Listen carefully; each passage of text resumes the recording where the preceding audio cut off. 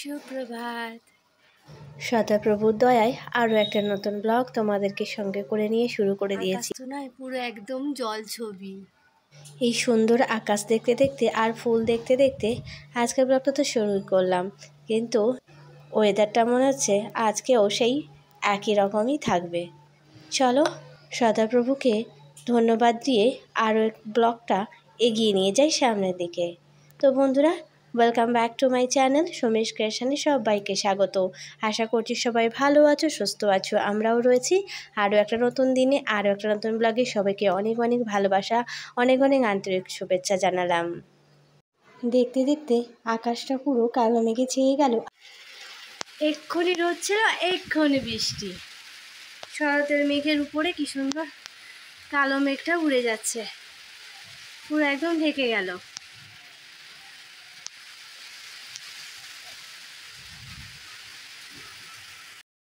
পাখি দুটো দেখো কেমনভাবে বৃষ্টির মধ্যে ভিজে যাচ্ছে, পুরো বসে আছে একদম চুপটি করে। আর ওই পাখিটা একদম ওই গোলটার মাঝখানে একদম মিডিলে গিয়ে কি সুন্দর চুপটি করে বসে আছে। বেচারাগুলো ঠান্ডাও লাগছে, বর্ষাকালে খুব অসুবিধা হয়। আর টিপ টিপ করে বৃষ্টি পড়াও শুরু হয়ে গেল। ছোটোবেলা থেকে আমরা যখন এরকম বৃষ্টি পড়তো আর মাঝে মাঝে রোদ উঠতো, আমরা বলতাম ছাগল তাড়ানো বৃষ্টি। মানে বৃষ্টি পড়লেই অল্প একটুখানি তো ছাগলের দৌড়ে ঘরের ভেতর ঢুকে পড়তো। মামা মেয়ের শরীরটা একটু খারাপ বলে সেই জন্য আজকের অন্য কিছু দিলাম না, ওর জন্য একটু ওটস বানালাম। তো একটু ঠান্ডা লেগেছে, তো একটু গরম গরম দিলে তো ভালো লাগবে, তো সেই কারণে আজকে একটু ওটসটা করে দিয়েছি। মুখটা কিন্তু বাঁকিয়ে রয়েছে, খেতে মানে কিছুতেই চায় না। আজকে রান্না বান্না এই যে ডিম দিয়ে পেঁয়াজ টমেটো দিয়ে একদম গায়ে গায়ে মাখা মাখা তরকারি করবো। অবশ্যই ডিম ভেজে করব, আর এখানে হবে উচ্ছে আলু ভাজা। চল, আলুর পরিমাণটা বেশি নিয়েছি, মামা আলু ভেজে খায় শুধু। রান্না বান্না সেরেই সবার প্রথমে মামাকে স্নান করিয়ে ওকে আগে খেতে দিই, নাহলে ও খেতে খেতে একদম ভোর করে দেয়, তাই দিয়ে দিলাম। এবারে যাব আমি চান করতে, তো আমি স্নান করে নিয়ে আস্তে আস্তে ও কিছুটা তো খাবে, তারপরে এসে আমাকেই খাইয়ে দিতে হবে। তো ফিরে এলাম একদম স্নান করার পর, একদম ভালো করে চুল টুল আঁচড়ে নিয়ে সিঁদুর পরে নিয়েছি, নিয়ে দাঁড়িয়ে আছি। বাবু এখনও পর্যন্ত আসেনি। আমার মতো এই রকম কে কে অপেক্ষা করো অবশ্যই কমেন্ট করে জানাবে।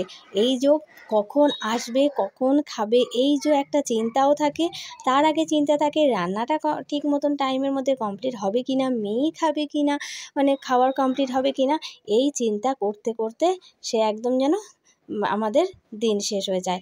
দেখো আমি একদম উৎসুকভাবে দেখছি কখন আসবে, এদিকে টিপ টিপ করে বৃষ্টি পড়তেই রয়েছে।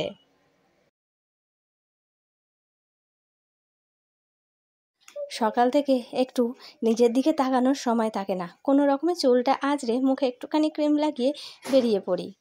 ফিরে এলাম একদম সন্ধ্যাবেলায়, পড়াতে গিয়েছিলাম, পড়িয়ে একটু বাইরে বেরিয়েছিলাম, তাই সেই কারণে তো একটু সাজুগুজু করেছিলাম, তো সেরকমই লাগছে। কাজটা কি করলাম সেটা তোমাদের এখন জানাবো না, সেটা পরে অন্য কোনো সময় জানাবো।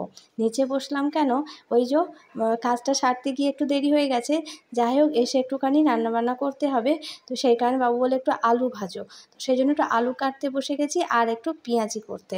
তো এইটা দিয়ে আজকে রাত্রিবেলায় খাওয়া দাওয়া হবে, মানে ভাত খাওয়া হবে, তো সেই কারণেই আলু কাটতে বসে গেছি। আলু কাটতে কাটতে মনে হলো খুব জোরে বৃষ্টি চলে এসেছে, তাই একটু উঁকি মেরে দেখার চেষ্টা করছিলাম যে বৃষ্টিটা এলে ওই জানলাগুলোর একদম ছাদ এসে পুরো ভিজে যাবে, আর ভিজে গেলেই একদম না স্লিপ হয়ে যায়, একদম তেলতেলে হয়ে গেছে না, তো সেই কারণে ওই জন্য বারবার বাইরের দিকে তাকিয়ে দেখছিলাম। চলো জানলাগুলো একটু বন্ধ করে দিই, না হলে একদম ঝাপটায় পুরো বারান্দাটা ভিজে যাবে। আলুটা ঝটপট করে ভেজে নিই, ওদিকে বৃষ্টিটা একটু টিপ টিপ করে হলো, তারপরে আবার থেমে গেল। নিচের এই রান্নাঘরের আলোটা একটু ক্যাটচা মতন, মানে এই ঘরে সব কিছু একটু উল্টো দিকে বসানো, মানে লাইটটা একটু উল্টো দিকে বলে এই দিকে একটু আলো আসে আর এই দিকটায় আলো আসে না, একটু অন্ধকার মতো হয়, তাই একদম খুব একটা ভালো করে বোঝা যায় না। একদম সামনের দিকে হলে মানে একদম স্পষ্ট বোঝা যায়। তো তো চলো এই দিকটা মোটামুটি আমার হয়ে গেছে, আর পেঁয়াজিটা একটুখানি ভেজে নিলেই ব্যাস আমার রাতের বেলায় কমপ্লিট হয়ে যায়। আর এই রাত্রে কখন কমপ্লিট হবে, সবচেয়ে বড় কথা মামা মানে খেয়ে কখন উঠবে, তারপরে আমার ছুটি হবে। তো সেই কারণে তো আমি এই বড়াটা ভেজে নিয়েছি, আর একটুখানি বাকি আছে, এটাকে নিয়েই ওপরে উঠে যাব। তার আগে তোমাদেরকে আমি টাটা দেখিয়ে দিলাম। তো বন্ধুরা, আজকের ব্লগটা এই পর্যন্তই। ভালো লাগলে পাশে থেকো। ফিরে আসবো আরও একটা নতুন ব্লগ তোমাদেরকে উপহার দিতে। টাটা বন্ধুরা।